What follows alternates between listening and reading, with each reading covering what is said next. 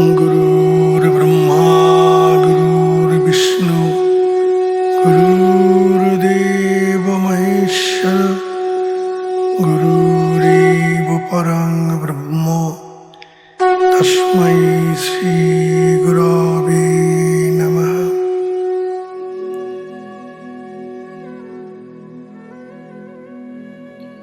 जय गुरु जय गुरु जय যোগীরাজ জয় যোগীরাজ। পরম করুণাময় গুরুদেবের নামে শুরু করছি পুরাণ পুরুষতে পাঠ, চতুর্দশ পর্ব। জয় গুরু। বৈকালের পর তার গৃহে ভক্তরা অভ্যাগতরা যখন আসিতেছেন, তিনি সকলকে সৌজন্যের সহিত অভ্যর্থনা আপ্যায়ন করিতেছেন। কোনো ধনী বা বিশিষ্ট গুণসম্পন্ন ব্যক্তিকে বিশেষ আপ্যায়ন প্রদর্শন বা কোনো দীন দরিদ্র মূর্খ ব্যক্তিকে কোনো প্রকার অবহেলা করিতেছেন না। তিনি সকলকেই সমদৃষ্টিতে দেখিতেছেন। ব্রহ্মজ্ঞানী মাত্রেই দেহাভিমান বা অহংকার রহিত হওয়ায় সকলের মাঝেই এক অপরূপ ঐক্যের সন্ধান পান। সাধুদিগের সমদৃষ্টির ভিত্তি আত্মজ্ঞানে, তাহার প্রতিটি বাক্যের সহিত জ্ঞানের তীক্ষ্ণ প্রখরতা প্রকাশ পাইত। তাহার দেবত্বের গরিমায় সকলের মস্তক আপনা হইতেই নত হইয়া আসিত। যোগীরাজ যখন চুপ করিয়া থাকিতেন অথবা জটিল ধর্মতত্ত্ব বিষয়ে আলোচনা করিতেন, তখন দেখা যাইত তিনি ভক্তদের মধ্যে এক অনির্বচনীয় জ্ঞানের সঞ্চার করিতেন। কোনো ভক্ত চিন্তাকুল মনে তাহার নিকট আগমন করিলে তাহার অজ্ঞাতে মনের ভাব বদল হইয়া যাইত। এমনকি তাহাকে দর্শন মাত্র সকলেই মনে শান্তি ও আনন্দ লাভ অনুভব করিতেন। তাহাকে কখনো দুঃখে বিচলিত বা সুখে আনন্দিত হইতে দেখা যায় নাই। কেহ তাহার কাছে অতীতের কুকর্মের কথা খুলিয়া বলিলে তিনি বলিতেন, অতীতের সকল দুঃখ কষ্ট গ্লানি ভুলিয়া গিয়া আত্মসাধনায় মনোনিবেশ করো, আধ্যাত্মিক উন্নতির চেষ্টা করো, তাহা হইলেই সর্ববিষয়ে মঙ্গল লাভ হইবে। তাই তিনি সকলকে ক্রিয়াযোগ অনুশীলনের প্রয়োজনীয়তার কথা সর্বদা স্মরণ করিয়া দিতেন। তিনি কাহাকেও কখনো ব্যক্তিগত কাজ করিয়া দিবার কথা বলিতেন না বা আন্তরিকতা ছাড়া কাহারও দান বা সাহায্য গ্রহণ করিতেন না। তাহার কারণ তার নিজের মোটামুটি আর্থিক স্বাধীনতা ছিল। তিনি সরকারি চাকরি করিয়াছেন, পেনশন লইয়াছেন, ছাত্র পড়াইয়াছেন। সাধারণত দেখা যায় অন্যান্যরা গুরুগণ যাহাদের নিজের রোজগার বা আর্থিক স্বাধীনতা থাকে না, তারা প্রত্যক্ষ বা পরোক্ষে শিষ্যের ঐশ্বর্যের উপর নির্ভরশীল হইয়া থাকেন। কিন্তু যোগীরাজ স্বকীয় উপার্জনে জীবিকা নির্বাহ করায় তাহাকে পরান্নজীবী হইয়া থাকিতে হয় নাই। তিনি অপরের আনুকূল্যের প্রত্যাশী ছিলেন না। তাহার স্থাপিত আদর্শের মধ্যে ইহা বৃহত্তম আদর্শ বলিয়া পরিগণিত হয়। তিনি সকল ভক্তকে সেইভাবে চলিতে বলিতেন। তিনি বলিতেন, যে যোগ সাধনার দ্বারা অন্তরের ঈশ্বর ভাবের উদয় হয় না, সে যোগী নহে। সঠিক এবং উত্তম যোগ সাধনা করিলে অন্তরীশ্বর ভাব বা প্রেম অবশ্যই হইবে। কামনা বাসনা হিংসা দেশ লোভ পরশ্রী কাতরতা সহ সকল প্রকার ইন্দ্রিয় ও মনোধর্ম আপনা হইতে দমন হইবে। তাই উহাকে শ্রেষ্ঠ বলা হইয়াছে। যোগ সাধনার দ্বারা অন্তরের ঈশ্বর ভাবকে প্রাপ্ত হইলে বাহিরের সব কিছুতেই ঈশ্বরের অনস্তিত্ব অনুভব হয়। অন্তর দেবতাকে পাইবার জন্য যাহার আগ্রহ হয় নাই, সে যদি সকল তীর্থ ঘুরিয়া বেড়ায় কিছুই লাভ হইবে না। শ্রদ্ধা বিশ্বাস ভক্তি জ্ঞান ইত্যাদি লাভের জন্য স্বতন্ত্র চেষ্টার কোনো প্রয়োজন নাই। স্বতন্ত্র চেষ্টার মাধ্যমে ওইগুলি যদিও লাভ করা যায়, তবে তাহা অস্থায়ী হইবে, কিন্তু উত্তম রূপে প্রাণকর্ম করিতে থাকিলে ওইগুলি আপনা হইতে অর্জিত হইবে এবং তাহা স্থায়ী হইবে। সেই স্থায়ী ভক্তি শুদ্ধা ভক্তি এবং স্থায়ী জ্ঞানী বিজ্ঞান। অপরদিকে কাম, ক্রোধ, হিংসা, লোভ, মোহ ইত্যাদি যত প্রকার আসরিক বৃত্তি আছে, যাহারা সাধন পথের অন্তরায় স্বরূপ, সেগুলিকে মনের দ্বারা চেষ্টা করিলে ত্যাগ হইবে না। যতটুকু ত্যাগ হইবে তাহা অস্থায়ী, পুনরায় ফিরিয়া আসিবে। কিন্তু উত্তম রূপে পালন কর্ম করিতে থাকিলে ওইগুলি আপনা হইতে চলিয়া যাইবে এবং আর কখনো উহা প্রত্যাবর্তন করিবে না। সুতরাং তাহার পরিবর্তে ওই জায়গায় শ্রদ্ধা, বিশ্বাস, ভক্তি, জ্ঞান প্রভৃতি অর্জিত হইবে। এই প্রাণকর্মের এমনই মহিমা যে ইহা করিতে থাকিলে একাধারে আসরিক বৃত্তির ত্যাগ ও সাত্ত্বিক বৃত্তির উদয় হয় এবং কোনো কিছু ত্যাগ বা গ্রহণ করিবার জন্য স্বতন্ত্র অর্থাৎ মনের দ্বারায় চেষ্টা করিবার প্রয়োজন হয় না। ওইগুলি আপনা হইতেই যাইবে ও আসিবে। আসরিক বৃত্তিগুলি যাইলেই সাত্ত্বিক বৃত্তিগুলি আপনা হইতেই আসিবে। মন বা ইচ্ছার দ্বারা চেষ্টা করিয়া ত্যাগ করিতে গেলে সঠিক ত্যাগ আসিবে না, কারণ যতক্ষণ বর্তমান চঞ্চল মন আছে ততক্ষণ সঠিক ত্যাগ সম্ভব নহে। অতএব উত্তম প্রাণকর্মের দ্বারা ইচ্ছা বা মনের নাশ করিতে হইবে। সেই ইচ্ছাতীত অবস্থায় কোনো কিছুই থাকিবে না, তাই সঠিক ত্যাগ বলিয়া জানিবে। তাই তিনি সকলকে বলিতেন, ক্ষুধার্তের নিকট অন্ন যতখানি প্রয়োজন, একজন মুমুক্ষের নিকট ক্রিয়া ততখানি প্রয়োজন। জয় গুরু। অনেক সময় দেখা গিয়াছে অপরের সঞ্চিত রোগ বা পাপরাশি ধ্বংস করিবার জন্য তিনি নিজে তাহা গ্রহণ করিতেন। সেই জন্য মাঝে মাঝে তিনি অসুস্থ হইয়া পড়িতেন। উন্নত যোগীগণ আধ্যাত্মিক উপায়ে অপরের পাপ বা রোগকে নিজ শরীরে গ্রহণ করিয়া তাহা খণ্ডন করিতে সমর্থ হন। এইভাবে যোগীগণ শিষ্যদের কর্মফল প্রয়োজন বোধে খণ্ডন করিয়া থাকেন। মহাযোগীগণ যখন দেখেন যে তাহার কোনো উন্নত শিষ্যের অতি দ্রুত আরও উন্নতি সাধন করা প্রয়োজন, কেবল তখনই তাহারা এই প্রকার করিয়া থাকেন। ইহাতে যোগীদের সাময়িক কিছুটা ক্লেশ হয় বটে, কিন্তু তাহাদের কোনো আধ্যাত্মিক ক্ষতি করিতে পারে না, বরং উপকারী সাধিত হয়। তাহার কোনো কোনো উন্নত শিষ্য দিগকে যেসব পত্র দিতেন, তাহাতে এরকম কথা তিনি অনেকবারই নিজেই লিখিয়াছিলেন। কখনো লিখিয়াছিলেন, আমি আর কত করিব, আমার লোকের জন্য অসুখ করিয়াছে, তাহার উপর সব কাজ আছে, ক্রিয়া করুন, ভয় নাই।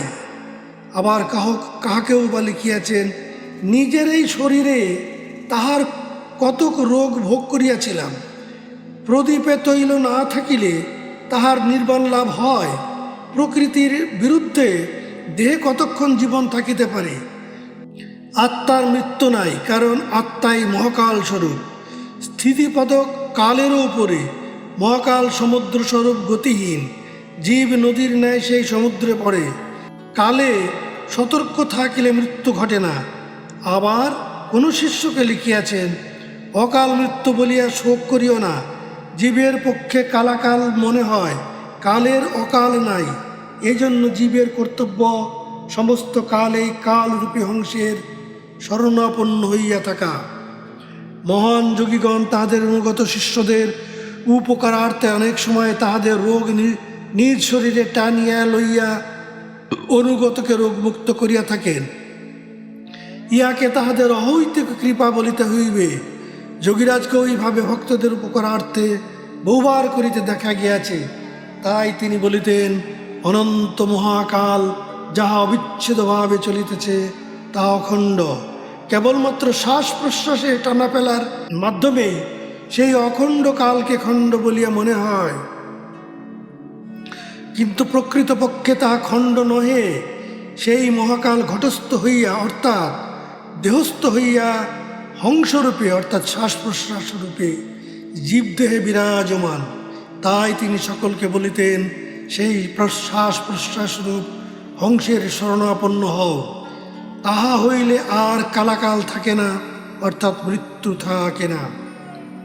কাশী হইতে দূরে থাকিতেন যে সকল ভক্ত শিষ্যরা, তাহাদের মধ্যে উৎসুক অনেক শিষ্য মাঝে মাঝে কাশী আসিয়া তাহাকে দর্শন করিবার অভিপ্রায়ে তাহার অনুমতি চাহিয়া পত্র দিলে যোগীরাজ উত্তরে অনেককেই লিখিয়াছেন, তোমাদের কুটস্থের মধ্যেই যখন আমি সর্বদা আছি, তখন এই হাড় মাংসের দেহটাকে দেখতে আসবার কোনো প্রয়োজন নেই। এরকম বহু পত্রের মাধ্যমে দেখা যায় কাহাকেও লিখিয়াছেন, দেখা করার জন্য এত ব্যস্ত কেন? আমার এই হাড় মাংস দেখিয়া লাভ কি? কুটস্থে লক্ষ্য রাখুন, তাহাই আমার রূপ। আমি হাড় মাস বা আমি এই শব্দ আমি নহি, আমি সকলের দাস। কাহাকেও বা লিখিয়াছেন, গুরু সব চালাইতেছেন, গুরু সব চালাইতেছেন, আমি কুটস্থরূপে সর্বদা সঙ্গে আছি। অপর এক শিষ্যকে লিখিয়াছেন, মায়া কর্তৃক হাড় মাস দেখা যাইতেছে, তাহা যত শীঘ্র যায়, অর্থাৎ মায়ার বিষয় যত শীঘ্র যায় ততই ভালো। ভালো মন্দ তথায় নাই। আমার বলিতে যাহা কিছু আছে তাহা গুরুকে অর্পণ করা চাই। অর্পণ হইলে তাহাতে আর সত্য থাকে না। যখন দেহ অর্পণ করেছেন তখন নিজের দেহ দেখিলেই আমাকে স্কুলেতে দেখা হয়। এইরূপভাবে আমার দেহ সব শ্রদ্ধা ও ভক্তির সহিত ক্রিয়া করুন। জয় গুরু। ভক্তদের উদ্দেশ্যে তিনি বলিয়াছেন, যোগী হইতে গিয়া এত দুর্বল হৃদয় কেন? গাছতলা তো কেহ লয় নাই, নদীর জল তো কেহ লইবে না। অনিত্য বিষয়ের জন্য এত ভাবনা কেন? আপনার কর্তব্য ভবিষ্যৎ অতীতের ভাবনা পরিত্যাগ করিয়া প্রাণের চিন্তার সহিত বর্তমানে সমস্ত কার্য করা। অর্থের সুখ কাহারও হয় নাই, হইবেও না। মনের করকরানিতে অর্থের চেষ্টা, এত ভবিষ্যতের ভাবনা কেন? সব পুতুল নাচের পুতুল, খায় রে পয়সা রে, এই বল নিয়েই সবাই চিচি করছে। জগৎ পরীক্ষার স্থল, সকল দিকেই দক্ষ হওয়া চাই, কোনো বিষয়ে অভাববোধ করা চাই না। এক্ষণে মনের বল যাহাতে না কমে তাহা করা চাহি। বিশেষত দক্ষতার সহিত সমস্ত কার্য করিতে হইবে, কোনো বিষয়ে ভীত হওয়া চাই না। শয়তান সর্বত্র মনের মধ্যে ঘেরিয়া আছে। আত্মা ব্যতীত অপর কোনো বিষয়ে মন না যায় সে বিষয়ে দৃষ্টি রাখিবেন। ক্রিয়ার অভ্যাসই বেদ পাঠ। এই ক্রিয়ার অভ্যাস করিতে করিতে যখন ক্রিয়ারত অবস্থায় লক্ষ্য হইবে, তাহাই বেদান্ত দর্শন। বেদ অর্থ হইল জ্ঞান। যিনি কুটস্থকে জানিয়াছেন তিনি বেদজ্ঞ। জ্ঞানের অন্ত অবস্থায় বেদান্ত। তখন কোনো প্রকার ক্রিয়া বা কর্ম না থাকায় তাহাই কর্মের অতীত অবস্থা, তাহাই বেদান্ত। তখন জ্ঞান নাই, অজ্ঞান নাই। শাসী বেদমাতা গায়ত্রী। জয় গুরু। তাহা ক্রিয়া করিয়া দেখা উচিত। পুস্তক দেখিয়া কি হইবে? ক্রিয়াই যজ্ঞ, ক্রিয়া সত্য আর সব মিথ্যা। এই যজ্ঞ সকলের করা উচিত। মনের ত্রাণ অবস্থার নাম মন্ত্র। কেহই ম্লেচ্ছ নহে, মনই ম্লেচ্ছ। নারায়ণ সকল ঘটেই বিরাজ করিতেছেন, কেহই কিছু করিতেছে না। সমস্তই ভগবান, জীব উপলক্ষ মাত্র। সেই গুরু ভগবানে লক্ষ্য রাখিতে বিধিপূর্বক চেষ্টা করুন, ইহাতেই মঙ্গল। আত্মাই গুরু। মনের এই প্রকার বল লইয়া ক্রিয়া করিতে হইবে। আমি কাহারও নহি, কেহ আমার নহে। একদিন নিশ্চয়ই সকলকে সব ছাড়িতে হইবে। সেই দিন যে কাহার কবে হইবে নিশ্চয় নাই। লোকে নিশ্চিন্ত থাকে, কিন্তু সে অবস্থা যখন হঠাৎ আসে তখন হায় হায় করে। অতএব লক্ষ্য স্থির করিয়া সকলের সেই অবস্থার প্রতি লক্ষ্য রাখা উচিত। বস্তুত তাহার জন্য প্রাণ না কাঁদিলে তাহাকে অন্তরে ডাকিবার শক্তি হয় না। অব্যয় অবিনাশী গুরুই অর্থাৎ আত্মাই অহৈতুক প্রেমের উদাহরণ। তিনি অতি নিকটে সর্বদা সকলের কাছে আছেন। ইহাতেও কেহ তাহার অন্বেষণে যত্নবান নহে। ভালো যে কি তাহা জীব জানে না, জানিলে তো শিব হইল। ভালো কি তাহা না জানায়, সময়ে ভালো মন্দ ভালোকে মন্দ বলিয়া মনে করে। ক্রিয়ার পরবস্থার পর যে অবস্থায় অর্থাৎ কর্মের অতীত অবস্থায় শ্বাস টানা ফেলার ইচ্ছা শত থাকে না, তাহাতে মন রাখা চাই। জয় গুরু, জয় গুরু। উক্ত অবস্থায় কৃষ্ণ পদবাচ্য। কৃষ্ণ শব্দের অর্থও তাহাই। কৃষ্ণ শব্দের অর্থ বিশ্লেষণ করতে গিয়ে শ্রী গুরুদেব বলেছেন, শ্রীকৃষ্ণ, শ্রী অর্থাৎ সুন্দর। এই শ্রীকৃষ্ণের শ্রী শব্দের মধ্যে স, র এবং দীর্ঘই শব্দ রয়েছে।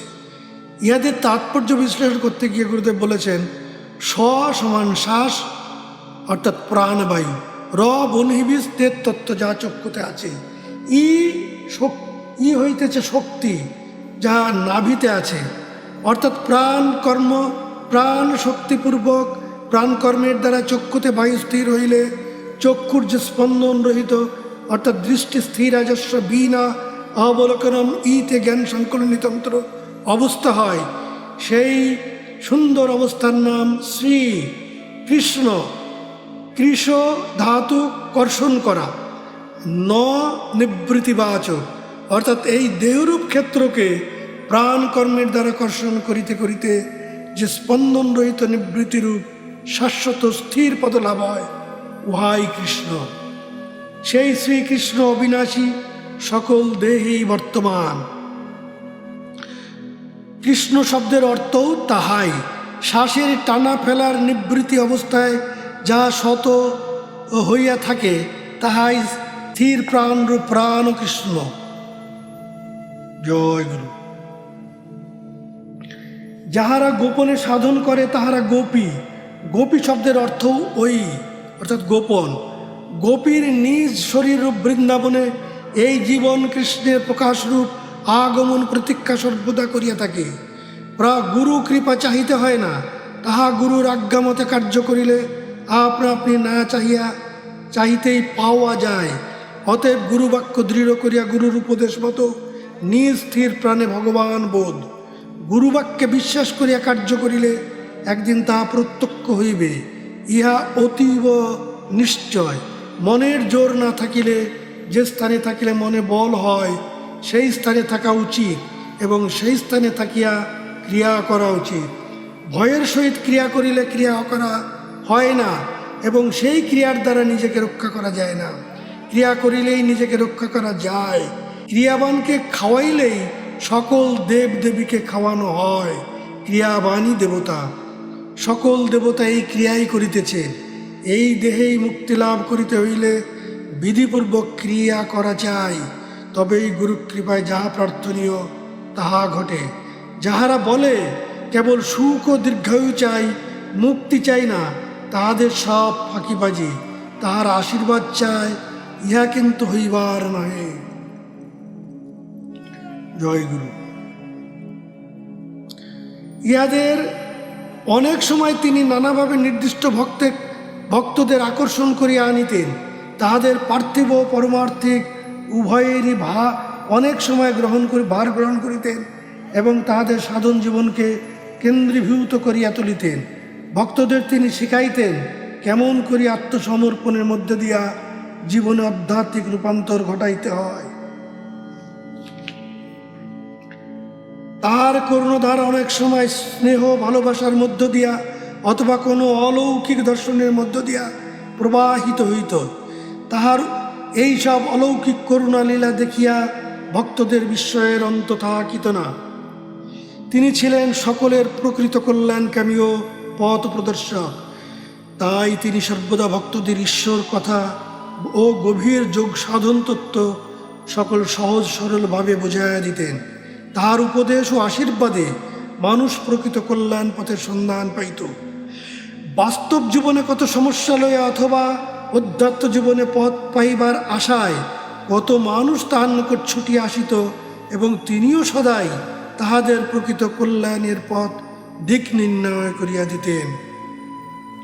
ভক্তদের সকল কর্মে আচরণ ও চিন্তার সহিত তিনি একীভূত হইয়া তাহাদের প্রতি প্রখর দৃষ্টি রাখিতেন। তাহার এই অলৌকিক করুণা লীলা সম্বন্ধে কেউ প্রশ্ন করিলে তিনি বলিতেন, সত্যিকার বিশ্বাস নিয়ে তোমরা যদি আমার শরণাপন্ন হও, তাহলে যত দূরেই থাকি না কেন উপস্থিত না হয়ে উপায় কি? ক্রিয়া যে করে আমি তার কাছে থাকি। তিনি বলিতেন, সকলে যখন মন্দিরে যায় তখন কি কেবল মন্দিরকে কেহ প্রণাম করে, নাকি ওই মন্দিরের ভিতর যে অধিষ্ঠাত্রী দেবদেবী আছেন তাহাকে প্রণাম করে? দেবদেবী ব্যতীত মন্দিরের কোনো মূল্য নাই। আবার ঈশ্বর তো সব জায়গাতেই আছেন, অতএব ওই বিগ্রহের মধ্যেও আছেন। ইহা যেমন সত্য তেমনি তোমার ভিতরেও আছেন, ইহাও সত্য। বরং তোমার ভিতরে আছেন ইহা অধিকতর সত্য, কারণ তুমি চলিয়া ফিরিয়া বেড়াও। তাহা হইলে দূরের বস্তুকে না খুঁজিয়া নিকটের বস্তুকে খোঁজাই ভালো।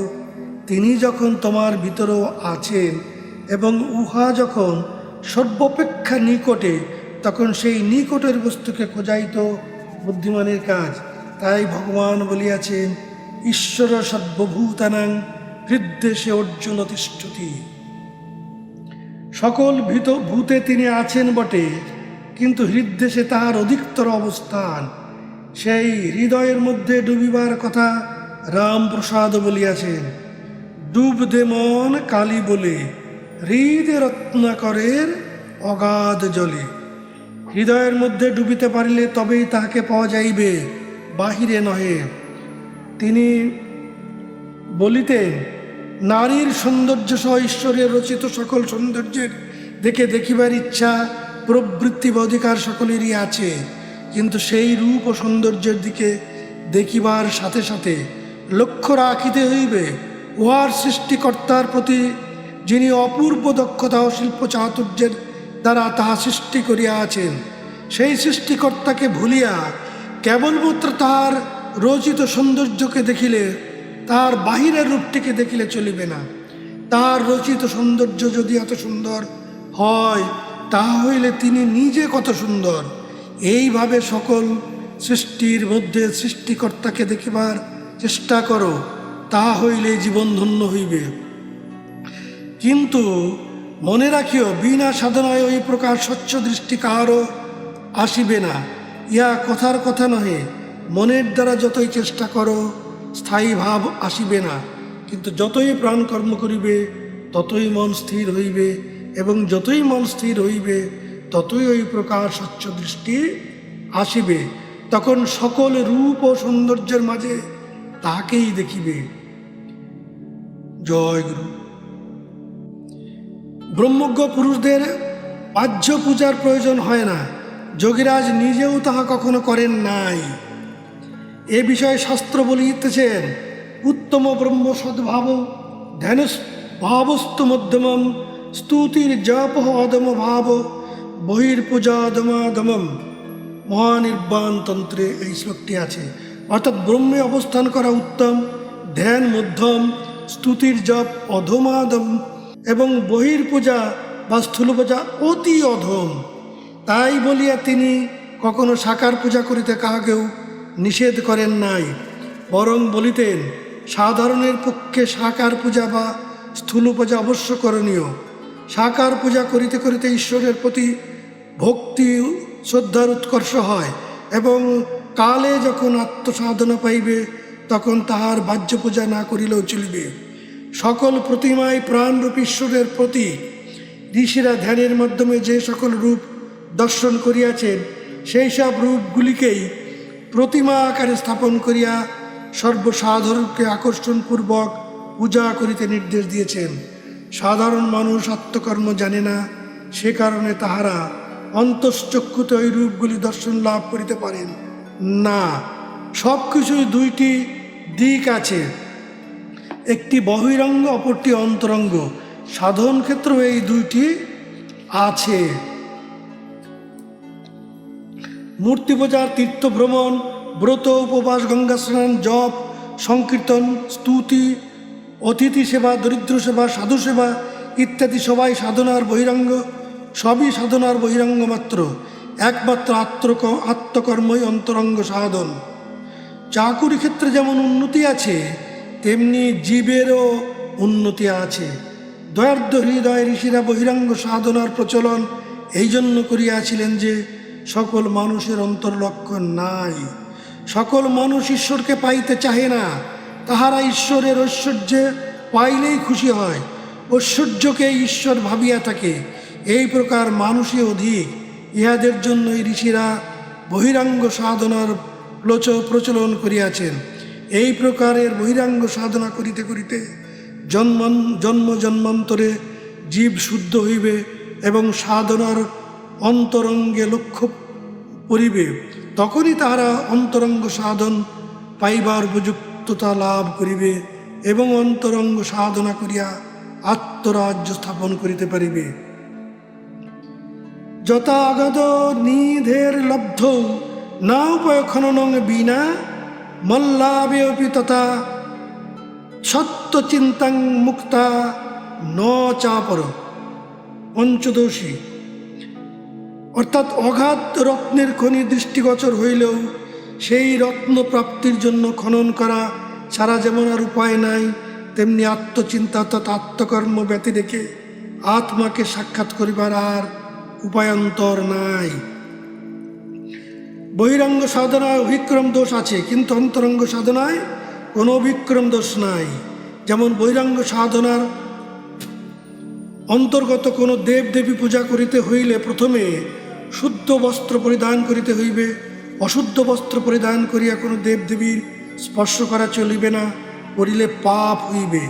ফুল, গঙ্গাজল, তুলসীপত্র, বিল্লপত্র ইত্যাদি প্রয়োজন, কিন্তু অন্তরঙ্গ সাধনায় এসব কিছুরই প্রয়োজন নাই। শুদ্ধ বস্ত্র পরিধান না করিলেও দোষ নাই, বাহিরের কোনো উপাচার প্রয়োজন নাই। কেবল মন ও প্রাণকে লইয়া অন্তরঙ্গ সাধনা করিতে হইবে। এই দুইটি বস্তু সকলেরই আছে, তাই প্রাণকর্মই অন্তরঙ্গ সাধনার প্রধান বৈশিষ্ট্য। ভগবান বলিয়াছেন, নেহাবিক্রম নাশস্তি প্রত্যব্যয় ন বিদ্যতে, গীতা। অর্থাৎ এই নিষ্কাম কর্মযোগের অর্থাৎ প্রাণকর্মের কোনো অভিক্রম দোষ নয়। অভিক্রম কথার অর্থ হইতেছে প্রারম্ভজনিত কোনো ত্রুটি নাই, অর্থাৎ শুরুজনিত কোনো ত্রুটি নাই। কারণ ইহা নিষ্কাম কর্ম হওয়ায় ইহাতে কোনো কামনা নাই, ইহা সততই চলিতেছে, আপনা আপনি চলিতেছে।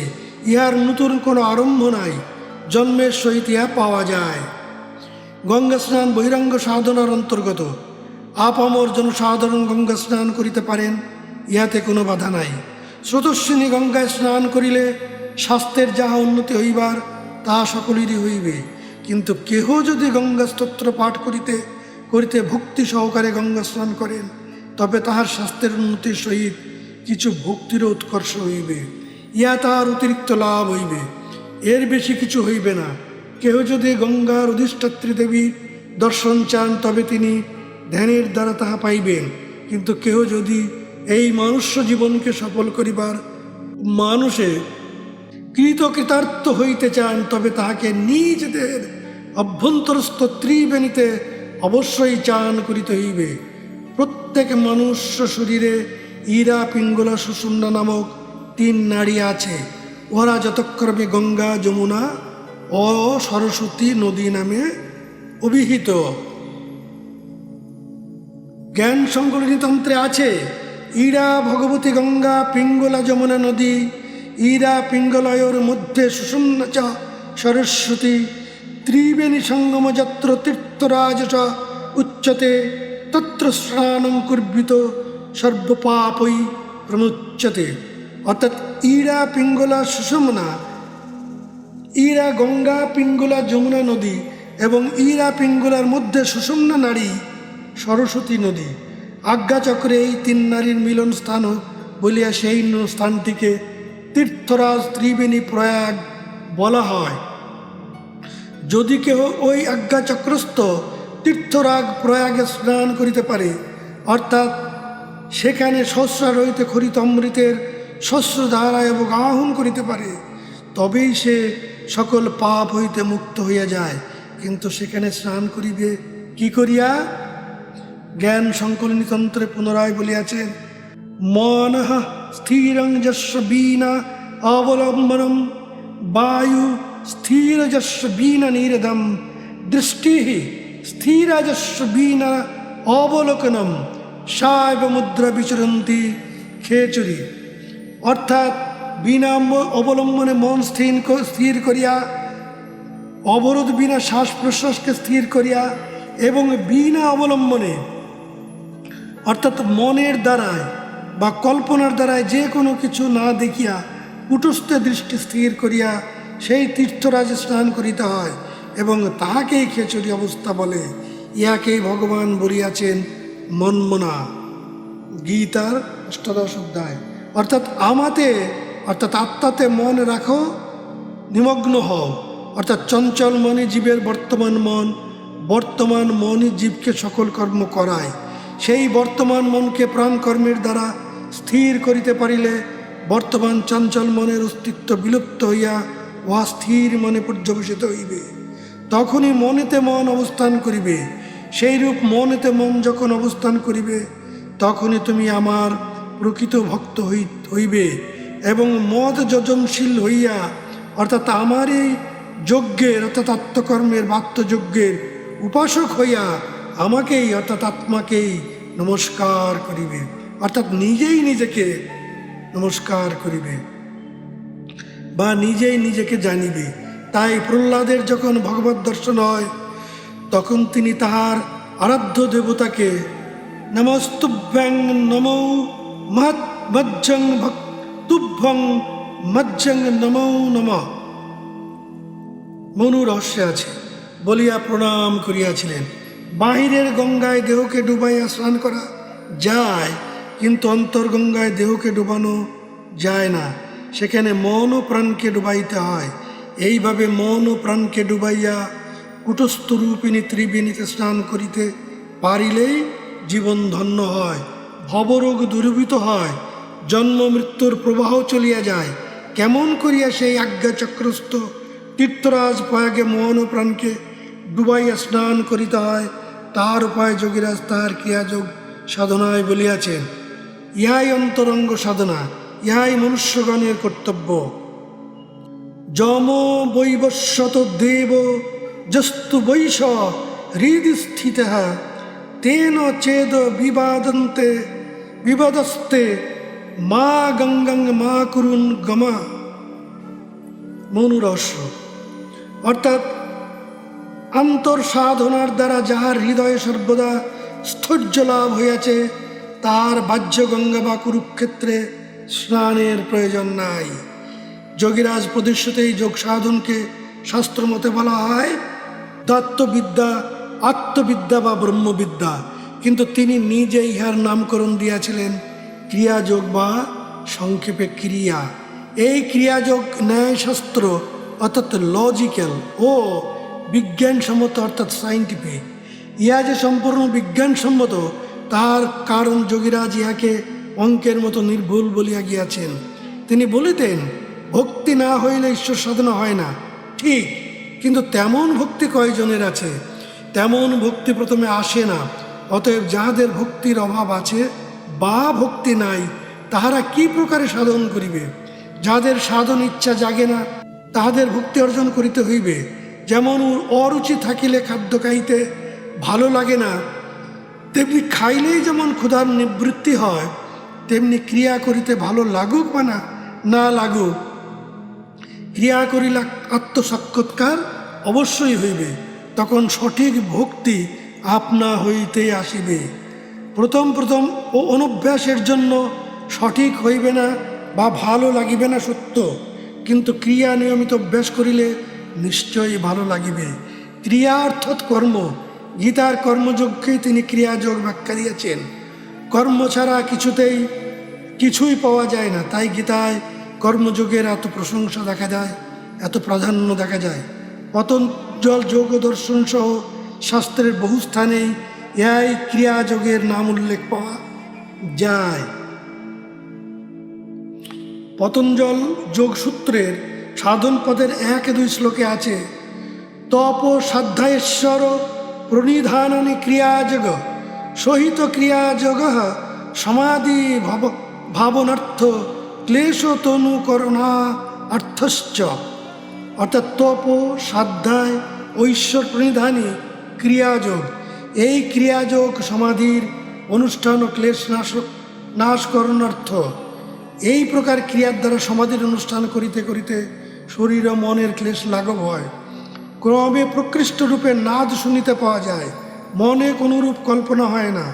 পরে সত্যপুরুষ লাভ হওয়ায় সূক্ষ্ম প্রজ্ঞা হয়। তাই যোগীরাজ বলিতেন, শরীরের কষ্ট হইলে বুঝিবে সাধনা ঠিক হইতেছে না। ইহাই সেই অমর যোগ, যাহা পুরাকালে সকলে ঋষিগণ করিতেন। ভগবান শ্রীকৃষ্ণের জন্মের পূর্বেও ইহা ছিল, আজও আছে, চিরকাল থাকিবে। তাই ইহা অমর যোগ। কাল প্রভাবে তাকে মাঝে মাঝে ইহা মলিন হয় বটে, তখনই কোনো মহামানব আবির্ভূত হইয়া পুনঃস্থাপন করেন। একবার এই অমর যোগ লুপ্ত প্রায় হওয়ায় ভগবান শ্রীকৃষ্ণ অর্জুনের মাধ্যমে মনুষ্য সমাজে প্রচার করিয়াছিলেন। তারপর দীর্ঘদিনের অবহেলায় এই মহান অমর যোগ অনুশীলনের অবসাদ ঘটে। তখনই কৃষ্ণ সাদ্রীর বাবাজি মহারাজ অর্জুন সাদ্রীর সমাচরণের মাধ্যমে ইহা পুনরায় মনুষ্য সমাজে সহজলভ্য করিলেন। যো কিশুন সো বুড়ুয়া বাবা, তিনিই কৃষ্ণ, তিনিই বুড়ুয়া বাবা, অর্থাৎ বাবাজি মহারাজ। যোগীরাজের এই উক্তিতেই ইহা নিশ্চিত রূপে প্রমাণিত হয়। শুধু তাহাই নয়, তিনি আরও লিখিয়াছেন, বাবাজিকে রূপ এহি যম ও ধর্ম। ইহাতে বোঝা যায় তাহার গুরু কেবলমাত্র মহান যোগী ছিলেন না, পরন্তু তিনি স্বয়ং যম ও ধর্ম।